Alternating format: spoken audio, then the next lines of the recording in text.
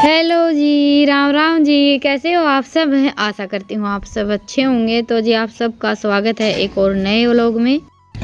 और आज हो गई है 19 फरवरी वार बुधवार और अभी टाइम लगभग 10 बज गए हैं।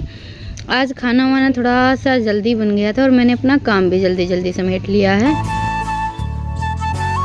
नहीं तो जैसे सर्दियों में तो खाना वाना बनाने में 11-12 तो बज ही जाते हैं, लेकिन अभी जैसे इनकी तबीयत कुछ दिनों से ठीक नहीं है।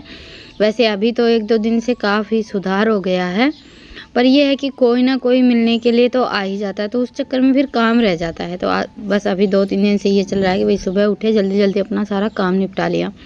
और आज आने वाली थी मेरी छोटी सिस्टर, पहले से तो उसका कोई प्रोग्राम नहीं था आने का। आज सुबह सुबह फ़ोन आया था तो बस मैंने भी अपना काम जल्दी जल्दी समेट लिया है। अभी ये है कि सुनने के बाद तो देखिए सब मिलने के लिए तो आते ही हैं। तो हम तीनों बहनें तो जैसे यहाँ पर हैं, एक ही गांव में हैं, तो वो तो उसी दिन आ गई थी। बाकी जो छोटी वाली है, सबसे छोटी है, वो आ जाने वाली है। तो बस अभी खाना वाना हो गया था, झटपट मैंने बर्तन वगैरह सब साफ़ कर दिए हैं। और ये कचरी बनाई थी तो ये भी हल्की सी सूख गई थी, तो अभी ये तो छत पर डाल देंगे सूखने के लिए। और थोड़े से और चावल रखे हैं वो और बनाएंगे। और बस अभी सोहिता आ गई थी तो हम दोनों बहनें तो बैठ गए थे बाहर ही बातें करने के लिए। तभी तो देखिए आजकल सबकी ही ऐसी चल रही है।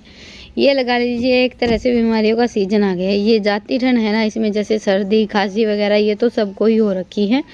और फिर मैंने राधा को भी यहीं पर बुला लिया था, क्योंकि देखिए कभी इधर जाओ कभी उधर जाओ, इसमें ना तो इतने अच्छे से मिलना जुलना हो पाता है और ना ही बैठ पाते हैं। तो सोचा कि आज तो सब एक जगह ही इकट्ठे हो जाते हैं। ये सब हमने पहले से ही मैंने फ़ोन वगैरह कर दिए थे। तो ये भी यहीं पर आ गई थी राधा और उसकी जिठानी, और माँ भी आ गई है आज खेत से।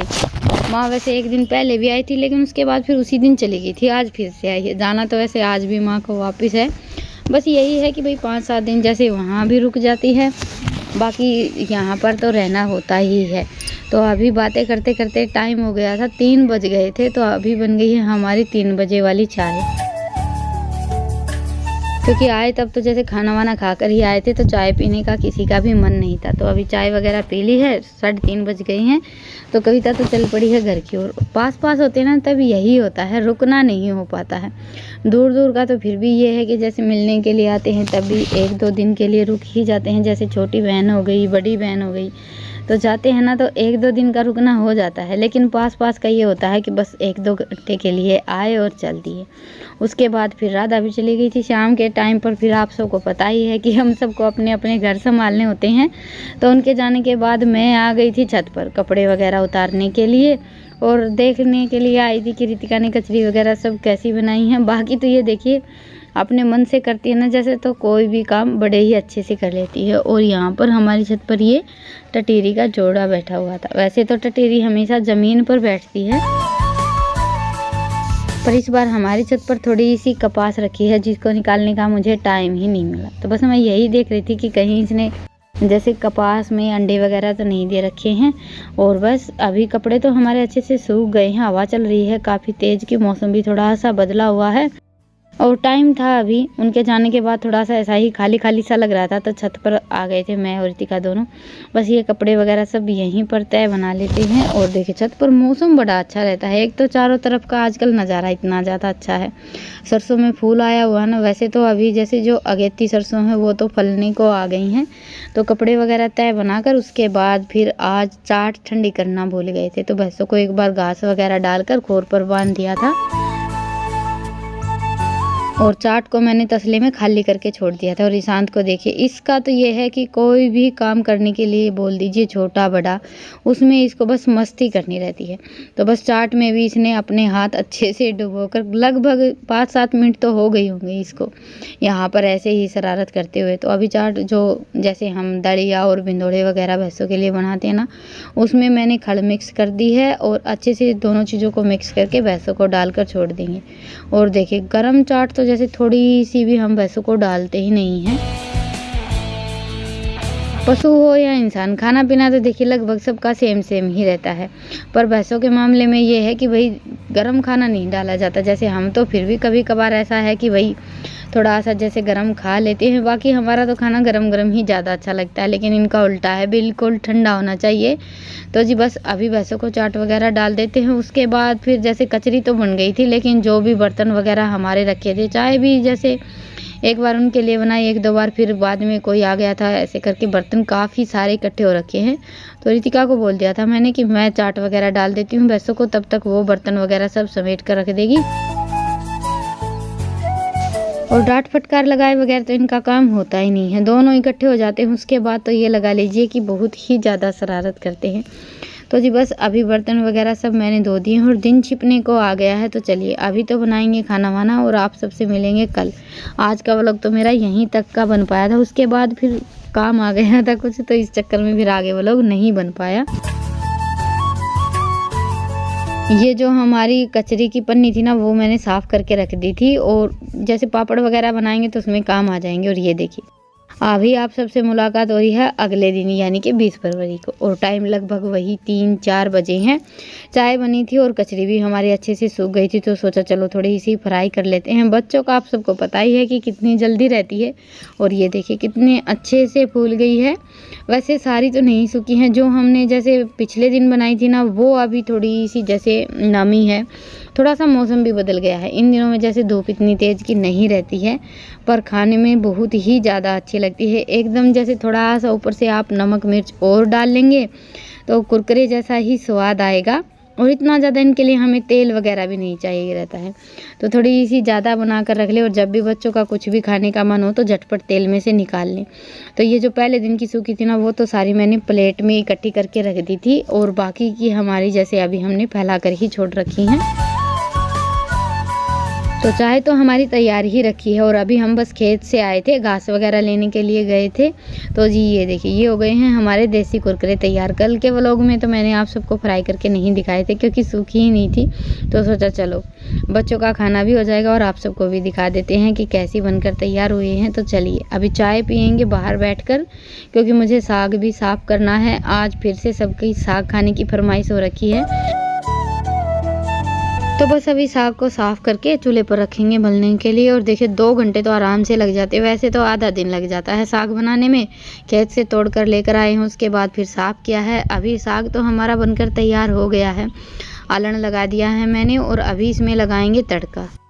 साग की रेसिपी देखिए मैं आप सबके साथ कई बार शेयर कर चुकी हूँ, क्योंकि सर्दियों में बहुत बार बनता है, तो सोचा चलो आज झटपट बनाकर तैयार कर लेते हैं। तो बस अपना सिंपल सा जैसे प्याज डाल दी, और उसके बाद फिर आज मैंने टमाटर नहीं डाले हैं, लस्सी थोड़ी सी ज़्यादा खट्टी थी। और सुबह बनाई थी लाल मिर्च और हरे धनिए की चटनी, तो उसी में अपने मिर्च मसाले डालकर तड़का तैयार कर दिया और फिर डाल दिया ये साग। चटनी का तो यही है कि भाई जितनी खाते हैं उतनी खा लेते हैं, बाकी की जैसे सब्जी में डाल लेते हैं। और सिलबट्टे की पिसी हुई चटनी लगा लीजिए, या मिर्च मसाले पीस कर हम साग वगैरह में डालते हैं तो बड़ा ही अच्छा टेस्ट आता है। और देखिए बाहर तो चूल्हा भी बना ही नहीं है, काम हमारा बीच में रुक गया है, तो अंदर वाली रसोई में ही मुझे आज जलानी पड़ती है। तो जी बस अभी साग तो हमारा बनकर तैयार हो गया है। अभी इसमें डाल देते हैं काफ़ी सारा हरा धनिया। हरा धनिया भी आज मैं खेत से ही लेकर आई थी। वैसे तो इस बार काफ़ी लेट तैयार हुआ है, लेकिन अभी काफ़ी सारा तैयार हो गया है। तो जी बस अच्छे से धनिया कर दिया है मिक्स, और अभी साग को तो रख देते हैं ढककर। और आज बनाऊंगी मैं मक्का की रोटियां, जो कि मैंने इस सीज़न में बनाई ही नहीं है, क्योंकि जैसे आटा मक्का का गांव में तो मिलता नहीं है, बाज़ार से मंगवाना पड़ता है। कुछ कुछ चीज़ें तो मिल जाती हैं, लेकिन कुछ कुछ नहीं मिलती हैं। वैसे हमारे यहाँ जैसे सर्दियों के मौसम में सरसों के साग के साथ भी बाजरे की रोटियां ही बनाई जाती हैं, मक्का की रोटियां तो बहुत कम बनती हैं। ये लगा लीजिए कि बस शौक के तौर पर बनाते हैं। तो अभी मैंने ये आटा तो कई दिन पहले मंगवाया था, लगभग महीना भर हो गया है इसको रखे हुए, महीना नहीं तो 20 दिन तो आराम से हो गए होंगे। तो सोचा चलो आज मक्का की रोटियां बनाते हैं। और देखिए थोड़ा बहुत हम जैसे फेरबदल करते हैं खाने में, तो उसका टेस्ट भी डबल हो जाता है। अभी सर्दियों में साग और बाजरे की रोटियां तो बहुत बार खा ली हैं। तो मैंने सोचा चलो आज सरसों का साग और मक्का की रोटियां बनाते हैं। तो जी ये देखिए, मैंने तो जैसे मैं बाजरे की रोटियों का आटा लगाती हूँ ना, वैसे ही आटा लगाया था। वैसे बाजरे की रोटियां तो मैं बड़े अच्छे से बना लेती हूँ, एक तरह से आदत सी हो गई है, लेकिन मक्का की रोटियां बनाना थोड़ा सा मुश्किल हो जाता है। तो बिल्कुल थोड़ा सा मैंने वैसे ही नमक डाला था और थोड़ा थोड़ा डालकर पानी डालती जा रही थी। वैसे बाजरे के आटे के मुकाबले जो मक्का का आटा ना वो ज़्यादा पानी सोखता है, लेकिन फिर भी मैंने उसी हिसाब से बिल्कुल थोड़ा थोड़ा पानी डालकर आटे को अच्छे से कर लिया है मिक्स। और फिर जैसे हम हमारा जो बाजरा का आटा गूँथते हैं ना, वैसे ही इसको गूँथ लेंगे। छान कर लिया था, लेकिन फिर भी हल्की हल्की जैसे गुठलियाँ सी बनती जा रही थी इसमें। तो इसको ऐसे करके हाथ से अच्छे से लोच लगा लीजिए।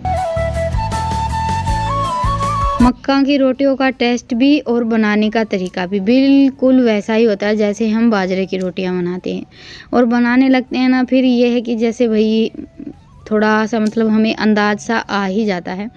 तो इसमें हमें सबसे ज़्यादा तो ध्यान रखना होता है बस आटे को अच्छे से गूँथने का। जितना उसके ना 5-7 मिनट लगाकर आटे को अच्छे से गूँथिए और एक बार में बस 2-3 रोटियों का आटा ही तैयार करें। मैं तो देखिए कुछ ऐसे ही बनाती हूँ।